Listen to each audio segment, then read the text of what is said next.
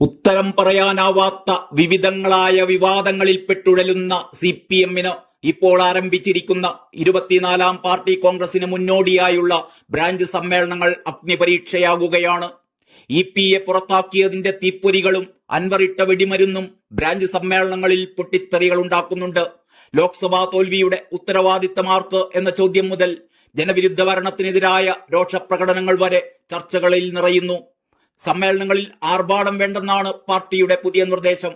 കഴിഞ്ഞ തവണ ചില സ്ഥലങ്ങളിലെ സമ്മേളനങ്ങൾ ആർഭാടത്തെ തുടർന്ന് ചർച്ചയായ സാഹചര്യത്തിലാണ് ഈ തീരുമാനം.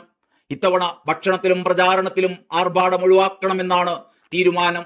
38,426 ബ്രാഞ്ച് സമ്മേളനങ്ങൾ ഈ മാസം പൂർത്തിയാകും.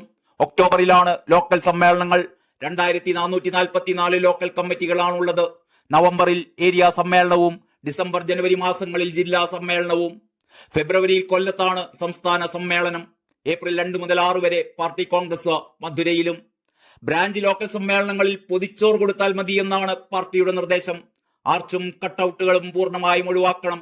സമ്മേളനങ്ങളിൽ സമ്മാനങ്ങളും ഒഴിവാക്കണം. പാർട്ടി പ്രതിനിധികൾക്ക് വില കൂടിയ ബാഗുകൾ നൽകരുതെന്ന് പ്രത്യേക നിർദ്ദേശമുണ്ട്.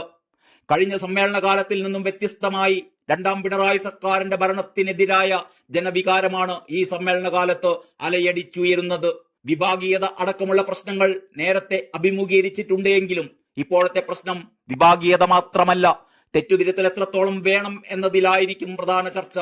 ഇത് ഇപ്പോൾ തുടങ്ങിയതല്ല.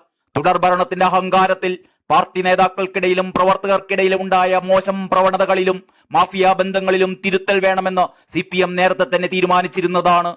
ഇതിനായി തെറ്റുതിരുത്തൽ രേഖയും തയ്യാറാക്കിയിട്ടുണ്ട്. എന്നാൽ ഇതെത്രത്തോളം പ്രാവർത്തികമാക്കി എന്നതിൽ CPM-ന് പോലും ഉത്തരമില്ല. സമ്മേളനങ്ങളിൽ ഇക്കാര്യം ഉറപ്പായും ചർച്ചയാകും. ഒപ്പം സർക്കാരിന്റെ പ്രവർത്തനങ്ങളിലെ വീഴ്ചയും. ഇനി അറിയേണ്ടത് മുഖ്യമന്ത്രി പിണറായി വിജയന്റെ പ്രവർത്തനങ്ങളിൽ എത്രമാത്രം വിമർശനം ഉയരുന്നു എന്നതാണ്.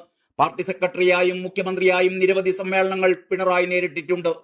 വിഭാഗീയതയുടെ പേരിൽ ഉണ്ടായ വിമർശനങ്ങൾ ഒഴിച്ചാൽ പാർട്ടിയിലെ വലിയൊരു വിഭാഗവും അണികളും എന്നും പിണറായിയെ നേതാവായി കാണുന്നവരാണ്. പക്ഷേ ഇത്തവണ അതിൽ മാറ്റമുണ്ടാകുമോ എന്നുള്ളതാണ് ഏറ്റവും വലിയ ചോദ്യം.